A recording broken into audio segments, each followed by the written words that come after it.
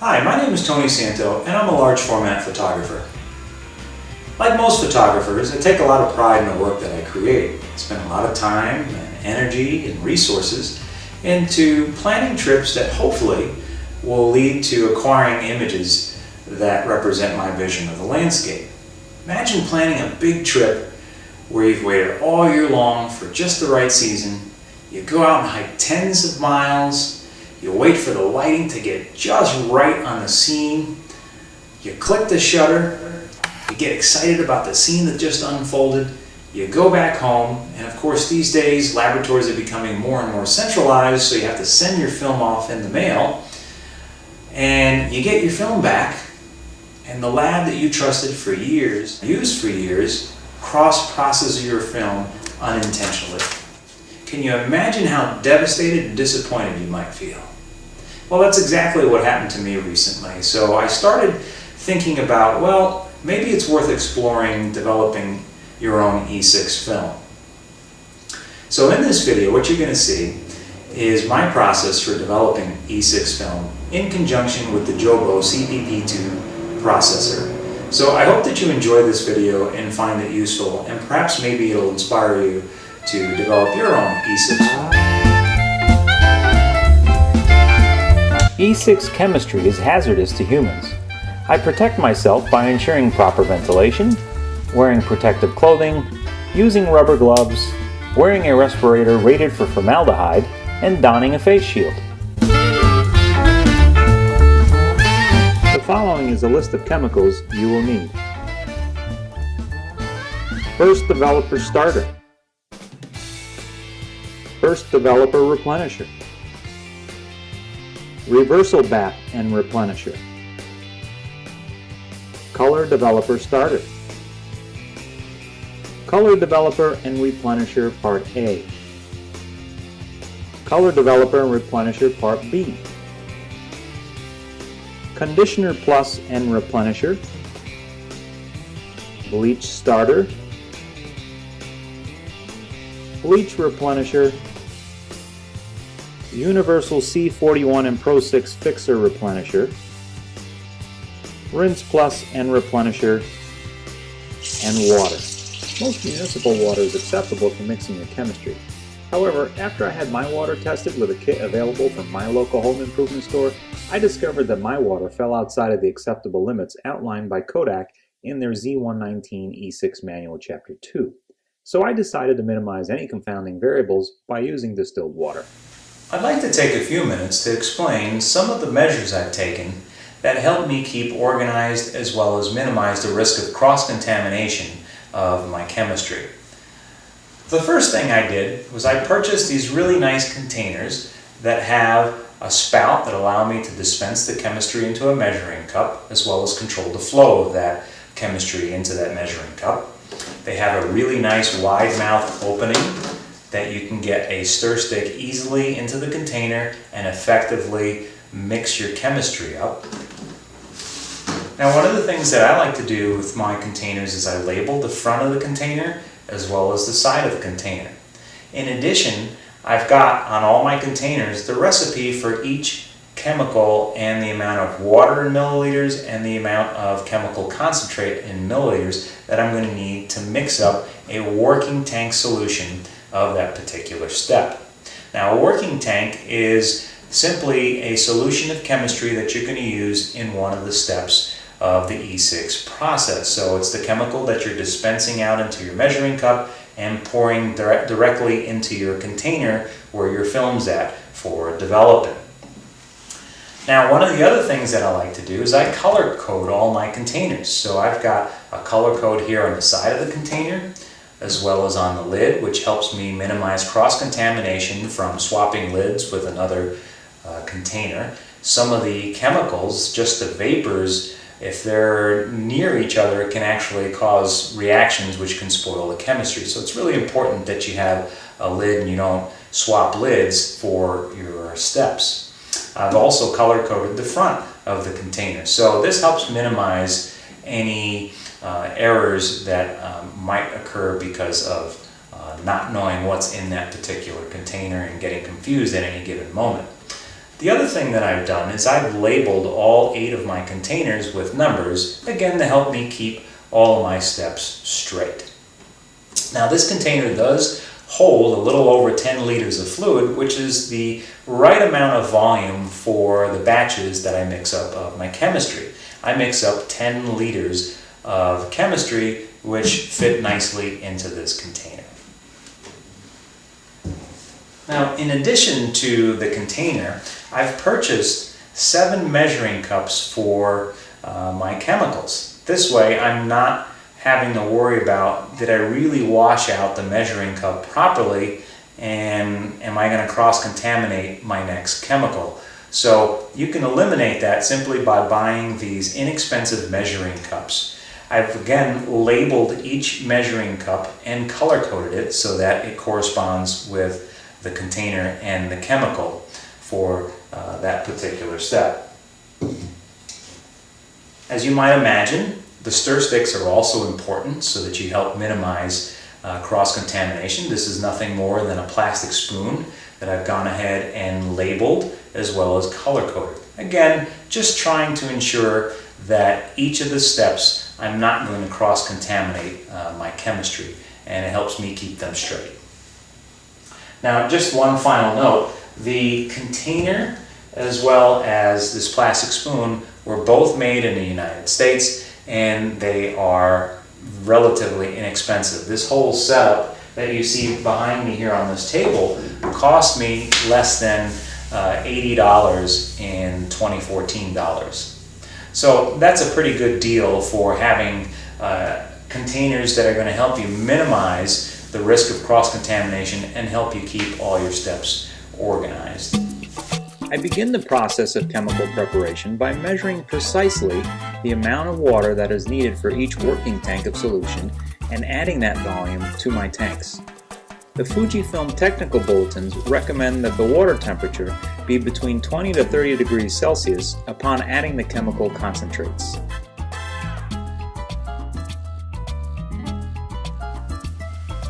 To prepare the first developer, I add 1 bottle of concentrate, which is 2,000 milliliters, to 7,500 milliliters of water. Rinse the concentrate container with 500 milliliters of water and add that volume to the tank. I mix the solution 20 times or until uniform. Be careful as to not overmix, as this introduces oxygen. I finish the preparation by adding 50 milliliters of starter concentrate.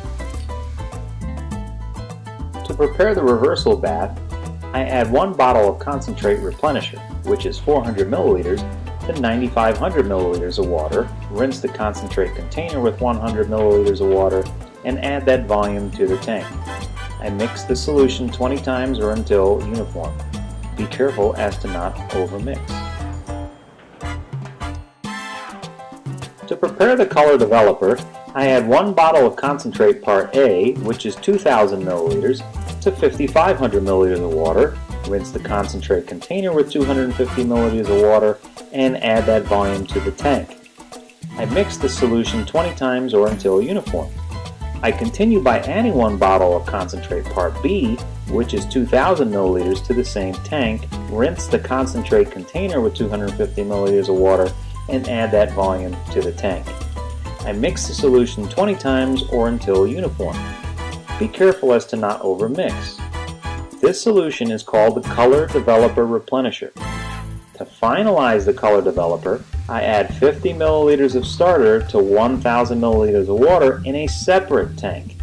I finish the preparation by adding 9,000 milliliters of Color Developer Replenisher. To prepare the Conditioner Plus, I add 1 bottle of concentrate replenisher, which is 1,000 milliliters, to 8,750 milliliters of water. Rinse the concentrate container with 250 milliliters of water and add that volume to the tank. I mix the solution 20 times or until uniform. To prepare the bleach, I begin by adding 200 milliliters of starter to 4,800 milliliters of water. I finish the preparation by adding 1 full bottle of concentrate replenisher, which is 5,000 milliliters, and add that volume to the tank. To prepare the fixer, I add 1,000 milliliters of concentrate replenisher to 9,000 milliliters of water. I mix the solution 20 times or until uniform. To prepare the Rinse Plus, I add 1 bottle of concentrate replenisher, which is 100 milliliters, to 9,750 milliliters of water. Rinse the concentrate container with 250 milliliters of water and add that volume to the tank. I mix the solution 20 times or until uniform. The Jobo is an integral part of my process. The two major functions that it performs are to maintain the chemistry at the critical temperature of 38 degrees Celsius and to provide consistent agitation. To get things started, I power up the unit and turn the water pump on. Based on temperature data I collected during calibration of my particular Jobo, I determined that my dials should be set to 38.1 degrees Celsius in order for the proper temperature to be achieved. I fill my graduated cylinders with water so that they will be at 38 degrees Celsius when it is time for the first rinse. I dispense the necessary amount of chemistry, depending upon the drum and amount of film I'm developing, into the pre-labeled Jobo containers and place them in the water bath. After approximately 2 hours, my Jobo and chemistry are up to 38 degrees Celsius and are ready to go. Here is a summary of the steps for E6 developing and the times I adhere to in my process. Prior to attempting to develop film, please consult the Fujifilm technical bulletins and chemical package inserts, Codex Z119 manual, and Jobo's film processing guide to ensure your process runs smoothly. Once the water bath and subsequently the chemicals are up to the critical temperature of 38 degrees Celsius, I attach the film drum to the Jobo and set the rotation speed appropriate for the film drum. In this video, I'm using an expert drum, so I set my rotation to speed 4. I allow the drum loaded with my film to warm up for 5 minutes prior to adding any liquid. The developing process begins by pouring the first developer into the drum. This chemical reaction reduces the silver halides to metallic silver to create a negative image in each of the 3 layers of film and takes 7.5 minutes. So that is just enough time to squeeze in other activities, like a cup of joe, maybe even a shave, and if need be, a trip to the loo.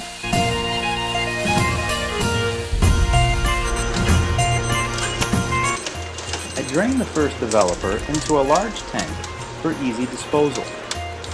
To stop the action of the first developer, I pour water into the drum and allow the rinse to continue for 30 seconds. I repeat the rinse 3 additional times.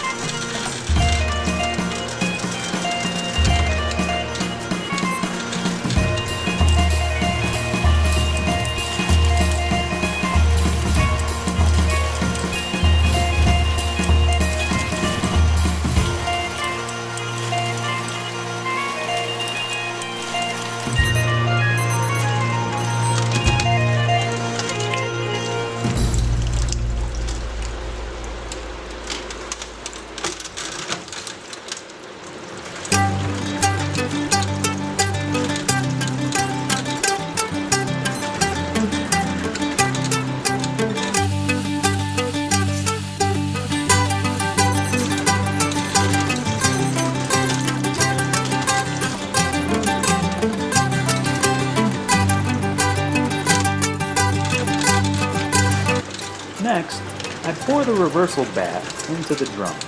which activates undeveloped silver halide and prepares the film for the color developer.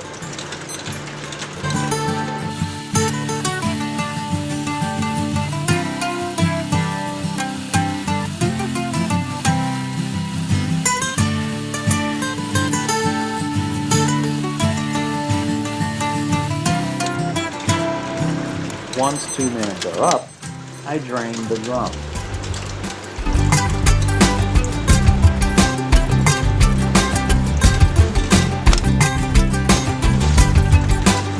I proceed by pouring the color developer into the drum and agitating for 4 minutes. This step allows the color developer to interact with the silver halide crystals to form a positive silver image and facilitates oxidation of the color developer, which reacts with the color couplers and dyes in each of the layers of film to produce color.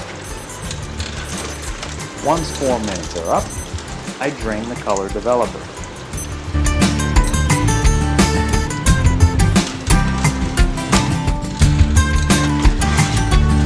The next step is to pour in the Conditioner Plus and agitate for 2 minutes. This step helps maintain the pH of the next chemical, bleach, and preserves the film for long-term storage.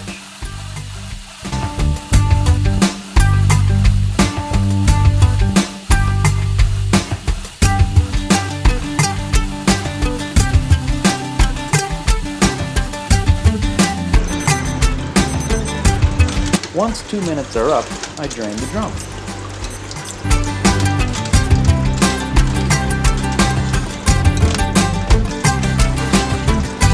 I continue by pouring the bleach into the drum and agitate for 6 minutes. This step converts the metallic silver of the film back into silver halide.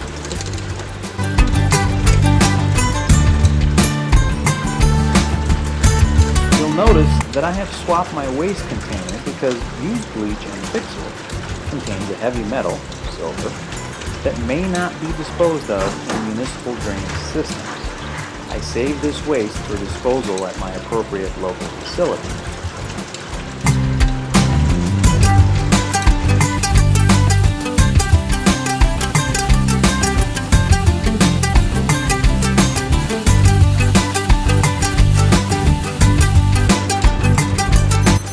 Once the 6 minutes are up, I drain the drum of chemicals.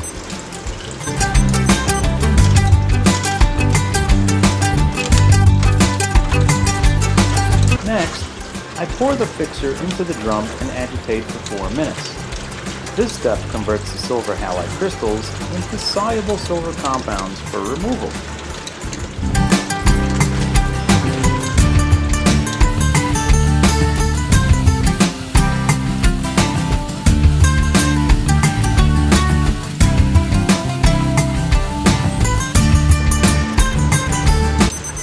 Once the 4 minutes have expired, I drain the drum of chemical.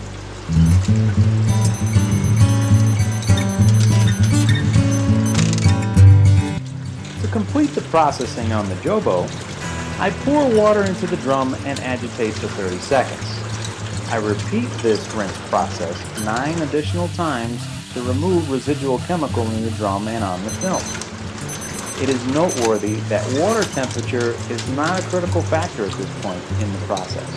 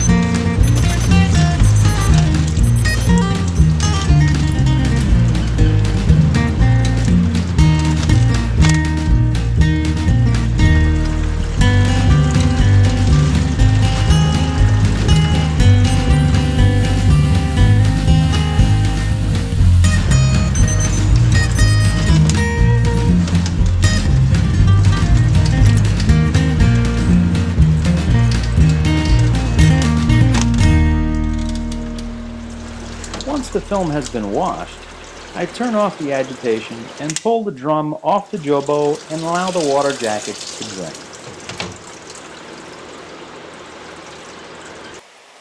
The final step is to place the film in the final rinse for 1 minute at ambient temperature. This step contains surfactants to help prevent spots from forming while drying, and also contains preservatives to promote the stability of the film once the chemical is allowed to dry onto the film. Please note that the film emulsion will appear milky with a blue tint at this point, but that will disappear once the film is allowed to completely dry. When the time is up, I remove the film from the final rinse and hang it to dry.